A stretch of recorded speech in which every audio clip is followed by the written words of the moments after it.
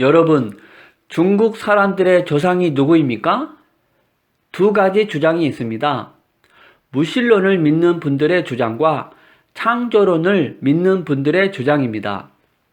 무신론을 믿는 분들의 주장처럼 네안데르탈린, 크로마뇽인, 북경인 등등 유인원이라는 것과 창조론을 믿는 분들의 주장처럼 성경에 기록된 노아의 대홍수 심판 때 살아남은 노아의 가족 8사람이라는 것입니다. 그런데 무신론을 믿는 분들은 중국인의 조상이 유인원이라고 말하면서 내놓는 증거가 뭐냐? 바로 화석입니다. 그런데 창조론을 믿는 분들은 중국인의 조상이 노아의 가족 8사람이라고 말하면서 대중 앞에 내놓을 특별한 증거가 없습니다. 여러분, 배운 사람들은 무슨 주장보다는 증거를 중요시합니다. 그런데 과학에서 말하는 증거는 뭐냐? 누가 봐도 납득할 수 있는 객관성이 있는 자료를 말합니다. 그런데 놀라운 사실은 하나님이 친히 중국인의 조상이 노아의 가족 8사람이라는 결정적인 증거를 남겨놓으셨습니다. 오늘 부족한 제가 그것을 여러분에게 소개해 드리려고 합니다. 여러분 중에 대부분이 지금까지 중국인의 조상이 유인원이라는 증거만 보고 또 들어왔을 텐데, 오늘은 창조론을 믿는 분들이 주장하는 증거를 들어보시고 여러분이 친히 어느 것이 맞는지 판단하시기 바랍니다. 이 세상에는 두 종류의 사람이 있습니다. 바로 합리적인 사람과 편협적인 사람입니다. 합리적인 사람은 양쪽 주장을 다 들어보고 어느 것이 맞는지 판단하는 사람이고, 편협적인 사람은 어느 한쪽의 주장만 듣고 판단하는 사람입니다. 여러분은 합리적인 사람인 줄 믿습니다. 자, 그 증거가 바로 여러분이 매일 쓰고 있는 한자입니다. 한자가 바로 중국 사람들의 조상이 노아의 대홍수 심판 때 살아남은 8사람이라는 결정적인 증거입니다. 너무나 많은 한자들이 성경 창세기와 아주 깊은 관계가 있습니다.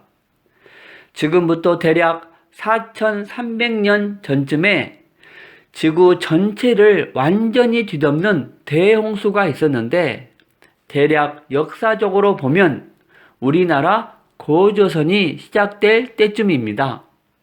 중국도 홍수 이후에부터의 역사를 가지고 있습니다. 그래서 홍수 이전의 세상을 우리가 잃어버리고 홍수 이후의 역사를 살고 있는 것입니다. 노아의 홍수는 천지창조 이후 1656년이 지났을 때 무드셀라가 죽던 그 해에 일어났습니다. 그 홍수 때 노아와 세 아들 그리고 각각의 아내들 총 8사람이 살아남았습니다. 그러니까 중국 사람뿐만 아니라 오늘날 지구상에 살고 있는 모든 사람들은 이 8사람의 후손입니다. 이것은 아라랏산입니다. 성경에 노아의 방주가 아라랏산에 머물렀다고 기록되어 있습니다. 홍수 이후 인류가 번성하여 하나님께서 전 세계로 흩어지라고 명령하셨어요. 그런데 흩어지는 척 하다가 옹기종기 모여서 사고친 것이 바로 바벨탑 사건입니다. 이 사건 때문에 지금 수많은 언어가 생겨나게 되었습니다. 이 바벨탑 사건으로 인해서 사람들이 유럽으로, 아프리카로, 아시아로 흩어지면서 인종이 크게 나누어지게 되었습니다.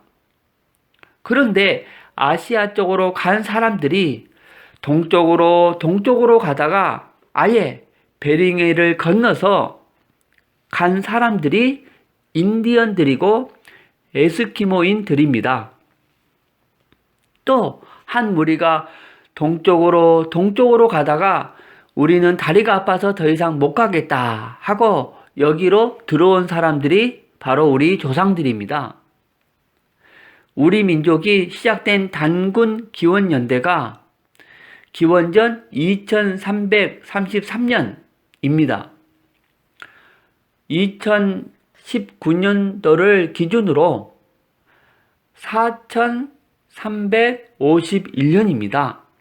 성경 역사와 비교하면 대홍수 심판과 11년밖에 차이가 없습니다. 그 다음에 또 동쪽으로 가다가 여기 땅 넓구나 하면서 살게 된 사람들이 중국 사람들입니다. 그런데 중국 사람들이 한자를 만들어 사용하고 있는데 그 한자 속에 중국 사람들의 조상이 노아의 후손이라는 강력한 증거가 들어 있습니다. 오늘 그 내용을 강의하려고 합니다. 여러분, 한자는 그림 글자입니다. 먼저 그 대표적인 글자를 몇 가지 알려드리겠습니다. 여러분, 이 글자는 바로 구조선, 유조선 할 때 쓰는 배선자입니다. 분해하면 배주자에 8팔자에 입구자입니다. 그런데 입구자는 사람의 입을 가리킬 때도 쓰지만 사람 수를 셀 때도 쓰입니다. 그럼 이 글자를 풀이하면 배 8사람 이렇게 풀이할 수 있습니다. 바로 노아의 방주입니다. 전 세계적인 대홍수 심판 때 방주를 타고 살아남았던 사람은 8명밖에 없었어요. 베드로전서 3장 20절 말씀에 방주에서 물로 말미암아 구원을 얻은 자가 몇 명뿐이니 겨우 8명이라 했습니다.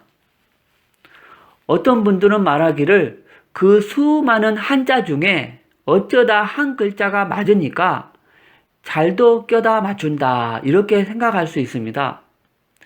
그런데 여러분, 거꾸로 생각해 보면 여러분이 고대 한자를 발명한 중국 사람이라고 가정한다면 배와 관련지어서 왜 하필이면 그 수많은 숫자 중에서 8팔자를 사용했느냐 하는 것입니다. 무슨 뚜렷한 근거가 있으니까 팔자를 썼지 않겠습니까? 그리고 글자는 나만 안다고 되는 것이 아니고 상대방도 알아들어야 합니다. 글자가 오랫동안 사용되고 널리 사용되려면 그 글자를 만든 근거가 확실해야 합니다. 그렇죠? 그렇다면 고대 중국 사람들 사이에 뭔가 공통의 지식이 있었고 그 뜻이 아주 분명했기 때문에 이와 같은 글자를 만들어서 오랫도록 사용했다는 것입니다. 바로 그런 관점으로 뒤에 한자를 보아야겠습니다. 또 이 글자는 홍수홍자입니다. 분해하면 물수변의 함께 공자입니다. 풀이하면 물로 함께 멸망당했다 이렇게 풀이될 수 있는 글자입니다. 그리고 함께 공자 밑에는 8팔자가 들어있어요. 희한하게도 배 그리고 물과 관련된 글자 중에서 8팔자가 종종 들어있어요. 베드로후서 3장 6절 말씀에 보면 이로 말미암아 그때에 세상은 물이 넘침으로 멸망하였으되 이렇게 되어 있습니다. 또 이 글자는 연역 소개할 때 쓰이는 물 따라 내려가다라는 연자인데 분해하면 물수변의 8팔자 그리고 입구자입니다. 뜻은 홍수 이후에 8사람으로부터 그 후손들이 물을 따라서 정착하였다 이렇게 이해될 수 있습니다. 노아의 홍수 이후에 아라라산에서 내려온 사람들이 정착하려면 틀림없이 물가를 따라서 정착하게 됩니다. 그렇죠? 중국 사람들 입장에서 볼 때에도 황하강이나 양쯔강 상류 쪽으로 올라갈수록 더 오래된 유물과 유적이 나옵니다. 이것은 중국 사람들이 상류 쪽에서 하류 쪽으로 이동해 왔음을 보여줍니다. 이 글자는 운반하다 할 때 쓰는 반자입니다. 분해하면 손수자에 배주자에 여덟팔자에 또자입니다. 풀이하면 8사람이 손으로 배 안으로 무언가를 계속해서 운반하다 이렇게 풀이할 수 있습니다. 창세기 6장 21절 말씀에 너는 먹을 모든 양식을 내게로 가져다가 저축하라. 이것이 너와 그들의 먹을 것이 되리라. 하나님이 노아에게 방주에다가 식량을 옮겨 실으라고 명령하십니다. 자, 이 글자는 한자 중에 아주 신기한 글자 중에 하나입니다. 바로 창조할 때 쓰는 만들다 라는 뜻을 가진 조자입니다.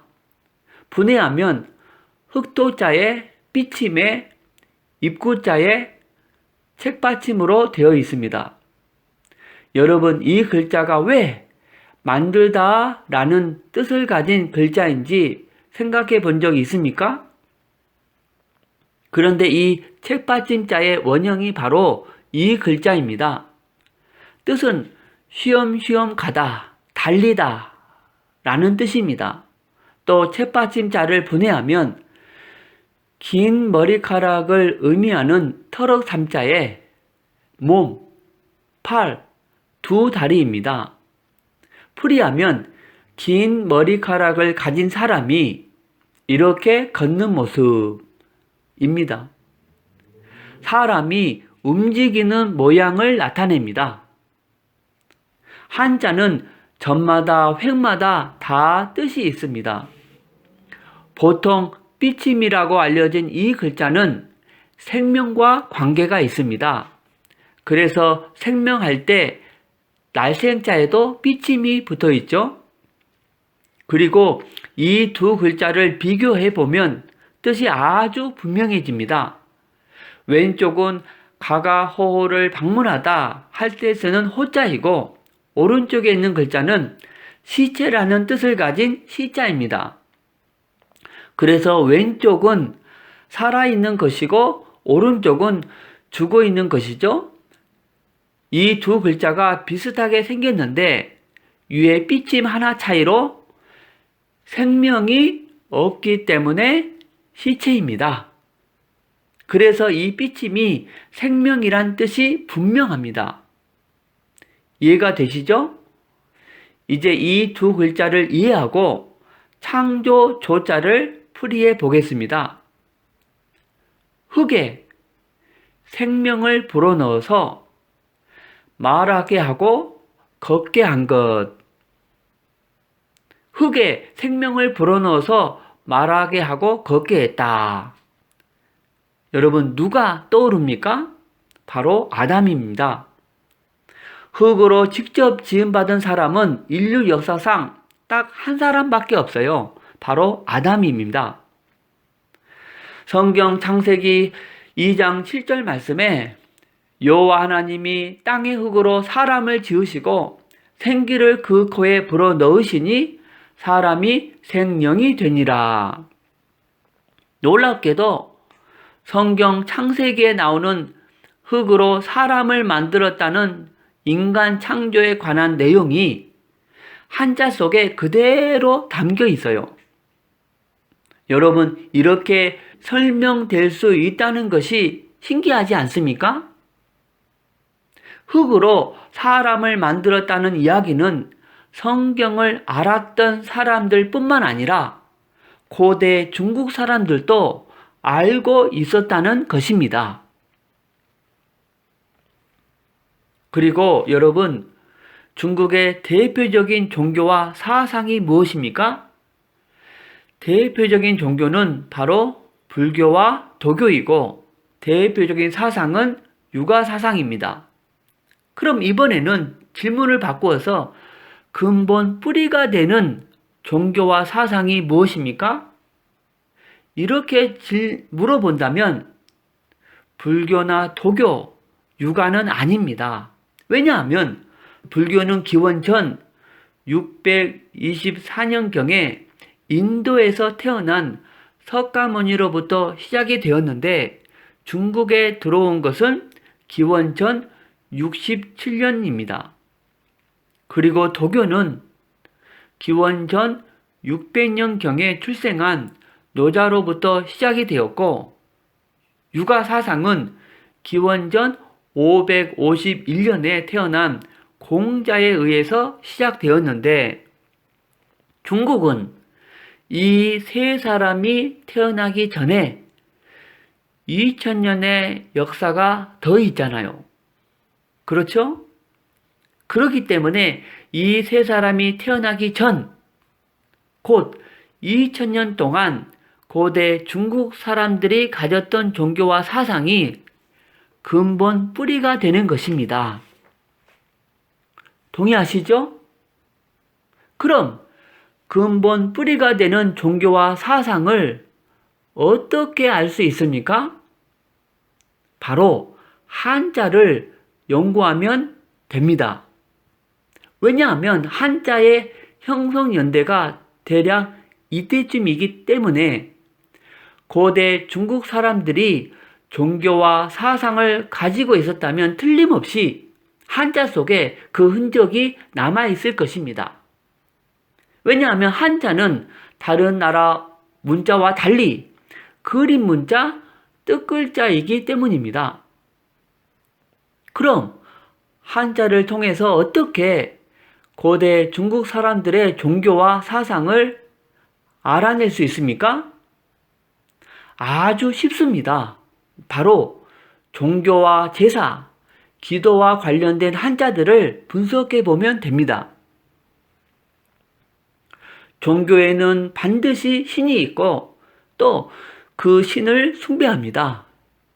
참선을 기독교적인 용어로 바꾸어 말하면 큐티, 묵상입니다. 또 제사에는 사직, 예절, 거의 모든 예절이 제사로부터 나왔습니다. 또 조상, 기도에는 복을 빌고 화가 내리지 않기를 빌고 도움을 빌고 자, 이 글자들이 바로 종교, 제사, 기도와 관련된 글자들인데 이 종교, 제사, 기도와 관련된 한자들을 모아놓고 보니까 이상하게 모든 글자마다 공통으로 들어가 있는 부수 글자가 있습니다. 바로 보일 시자입니다. 우연이라고 할 수 없을 정도로 모든 글자 속에 공통으로 들어가 있습니다. 그렇죠? 바로 이 보일 시자가 종교, 제사, 기도의 핵심이 되는 글자이고 뭔가 비밀을 풀 수 있는 열쇠입니다. 전시하다, 계시하다 할 때 쓰는 보일 실자인데 계시자가 누구죠? 바로 신입니다. 그래서 이 보일 시자는 뭔가 종교적인 의미를 가진 글자인 것이 확실합니다. 지금의 한자는 진시황 이후에 정리된 글자이고 이 보일 실자의 아득한 옛날 초기 그림 글자 형태로는 이와 같습니다. 이 뜻을 알려면 반드시 한자의 기본을 알아야 합니다. 여러분, 우리가 학교에서 한자의 기본 구조를 배울 때 가장 먼저 배우는 것이 바로 기본 삼획입니다. 그 대표적인 글자가 장인 공자인데 위에 가로로 한 획은 하늘이고 밑에 가로 한 획은 당연히 땅이겠죠? 그리고 하늘과 땅 사이에는 바로 사람입니다. 그래서 천지인 이것이 그 방대한 한자의 가장 기본입니다. 맞죠? 이 사실을 알고 이 보이실자를 다시 한번 보겠습니다. 위에 가로로 한 획이 하늘이고 그 다음에 사람, 사람, 사람 모두 세 사람입니다. 하늘과 세 사람 생각나는 것이 없습니까? 바로 삼위일체 하나님이십니다. 성경 마태복음 28장 19절 말씀에 그러므로 너희는 가서 모든 민족을 제자로 삼아 아버지와 아들과 성령의 이름으로 세례를 베풀고 했습니다. 바로 삼위일체 하나님이십니다. 또 고린도후서 13장 13절 말씀에도 주 예수 그리스도의 은혜와 하나님의 사랑과 성령의 교통하심이 너희 무리와 함께 있을지어다. 여기에도 삼위일체 하나님이 나옵니다. 하나님이 인간에게 자신을 나타낼 때 성부, 성, 삼위의 하나님으로 나타내셨습니다. 이 보이실자는 그것과 관계가 있다고 생각되는 모습입니다. 그런데 이 글자만 말하면 우긴다고 생각할까봐 이와 관련된 글자를 소개하겠습니다. 여러분, 세 분의 하나님, 성부, 성자, 그리고 세 번째 하나님이 누구시죠? 바로 성령님이십니다. 그런데 성령 할 때 명자를 쓸 줄 아세요? 굉장히 복잡한 글자입니다. 이 명자를 잘 보시면 가운데 입구자가 동동하게 3개 있습니다. 여러분, 입구자는 사람의 입을 가리킬 때도 쓰이지만 사람의 수를 셀 때도 쓰인다고 했습니다. 그럼 몇 사람이죠? 바로 3사람입니다. 놀라운 사실은 고대 중국 사람들이 신에 대한 정확한 지식을 이미 알고 있었습니다.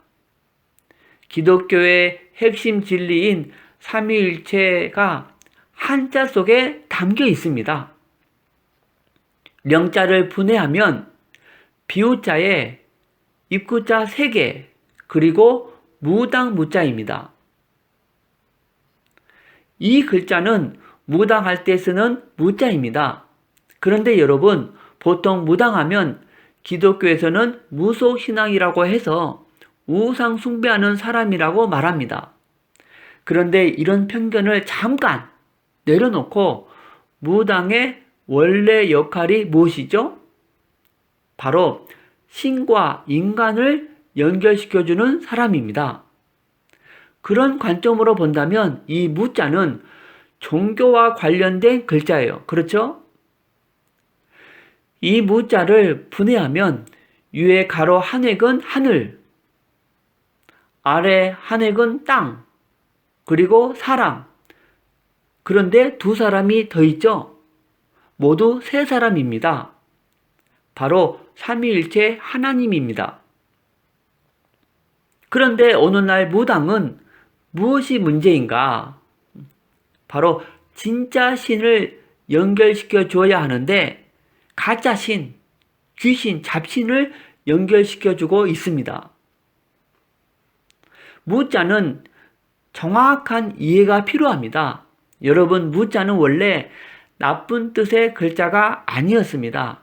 만약 무자가 처음부터 귀신이나 잡신을 연결시켜주는 글자였다면 거룩한 성령님을 표현하는 글자 속에 들어가 있으면 안 되죠. 맞죠? 기독교인들부터 이 글자 사용을 중지해야 합니다.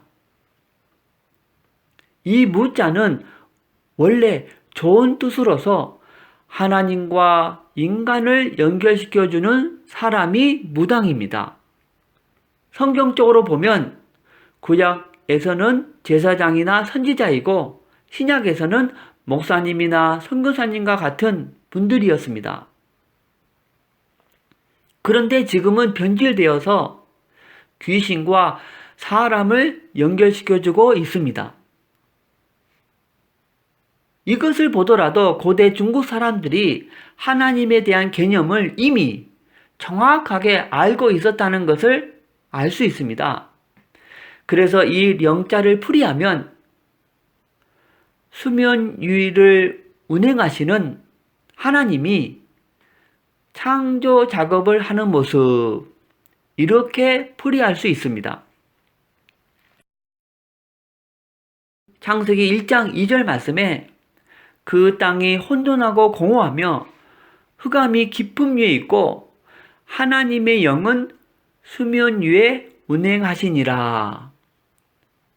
여러분 놀랍지 않습니까? 이 모든 것을 종합해 볼 때 이 보이시자는 고대 중국 사람들이 숭배했던 하나님을 표현했던 글자임이 틀림없습니다. 동의하시죠? 이 사실을 이해하고 나서 성경 창세기를 모르면 절대 풀리지 않는 한 글자가 있습니다. 아주 놀라운 글자인데 오늘 중국 한자와 성경 강의를 통해서 하나님은 살아계신 참신이심을 알게 되었습니다. 자, 그럼 어떻게 그 참신이신 하나님을 만날 수 있습니까? 여러분이 마지막 5분만 잘 들으시면 그 하나님을 만나게 됩니다. 지구상에 사는 사람이라면 다 문제를 가지고 살아갑니다. 어떤 분은 불면증, 우울증, 어떤 분은 가난, 사고, 질병, 사업의 실패, 도박, 실업, 술 중독, 담배 중독, 게임 중독, 또 어떤 집은 부부 문제, 자녀 문제로 고통당하고 죽으면 영원한 지옥불에 떨어집니다. 또 어떤 가문은 암이 대물림되고 중풍이 대물림됩니다. 그럼 이들 문제의 근본 원인이 무엇입니까? 바로 하나님을 떠난 문제입니다. 누가 참신인가? 바로 당신의 영혼을 만드신 분이 참신입니다. 물고기가 물속에 있을 때는 너무 행복합니다. 그러듯이 사람이 하나님 안에 있을 때는 이 땅을 정복하고 다스리는 축복을 누렸습니다. 그런데 행복의 근원 대신 하나님을 떠나서 지금 저와 당신의 모든 문제가 온 것입니다. 그럼 왜 하나님을 떠났습니까? 바로 사단에게 속아서 죄를 지었기 때문입니다. 그런데 세상 사람들은 본인의 문제가 위에 이 세 가지 근본 문제에서 왔다는 것을 모릅니다. 그래서 과학, 종교, 철학, 선행을 의지하지만 해결 안 되고 점점 더 커집니다. 그런데 사랑이 많으신 하나님께서 이 세 가지 근본 문제를 해결하기 위해서 한 구원자를 보내주셨는데 그분이 바로 그리스도이십니다. 그리스도께서 십자가에서 피 흘려 죽으시고 부활하심을 통해서 당신 문제의 근본 원인인 이 세 가지 문제를 깨끗이, 확실히, 영원히 해결하셨습니다. 곧 만왕의 왕으로 마귀의 머리를 박살내시고 우리에게 자유를 주시고 참 제사장으로 우리의 원죄와 모든 죄를 씻어주시고 죄와 저주에서 해방시켜 주시고 참 선지자로 하나님 떠난 문제를 해결하시고 하나님 만나는 길이 되셨습니다. 그러므로 그리스도는 유일한 구원의 길이시며 모든 문제 해결자이십니다. 그럼 누가 이 위대한 그리스도이십니까? 바로 하나님의 아들로서 이 땅에 오신 예수님이 그 그리스도이십니다. 이제 그리스도께서 이 세 가지 근본 문제를 해결했는데 오직 예수님이 그리스도이심을 믿으면 이 6가지 문제에서 빠져나오고 하나님 자녀의 복, 성령 인도의 복, 기도 응답의 복, 천사 보호의 복, 사단을 물리치는 복, 천국 백성의 복, 복음 전하는 복을 받습니다. 이 복음을 마음에 믿고 입으로 시인하면 지금 이 축복을 받습니다. 저를 따라서 기도하시겠습니다. 하나님, 하나님만이 참신이심을 믿습니다. 하나님을 떠나서 내 마음대로 살았던 죄를 회개하오니 용서해 주세요.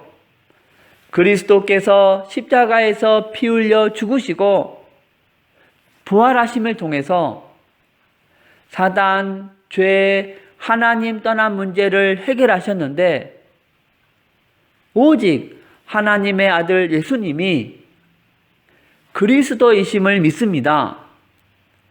지금 예수님을 마음속에 나의 주인으로 영접합니다. 진리의 성령께서 저의 인생을 인도하여 주옵소서. 저를 하나님 자녀 삼아 주신 것을 감사드리며 예수 그리스도 이름으로 기도드립니다. 아멘. 당신은 이미 하나님의 자녀가 되었습니다. 예수님이 당신 마음속에 들어가셨습니다. 당신이 언제 이 땅을 떠나도 지옥에 안 가고 반드시 천국에 들어갑니다. 당신이 사는 목적은 오직 하나, 바로 이곳에 있는 영혼들을 이쪽으로 인도하는 것입니다.